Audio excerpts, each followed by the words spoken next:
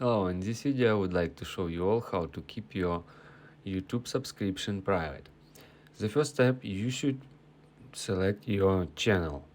So basically you can see your channel icon over here at the bottom right corner of the screen or at the top right corner of the screen. So proceed to your icon, simply tap on it, and then you should select your account that you want to keep your YouTube subscription private.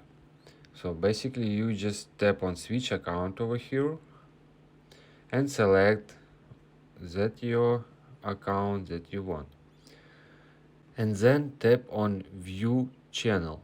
So you should open your YouTube channel. Next step, tap on this little pencil icon over here and you'll be able to see option privacy. Keep all my subscriptions private. Next to this option, tap on toggle to on this. Your changes were saved. This means you enable keep all my subscriptions private on your specific channel.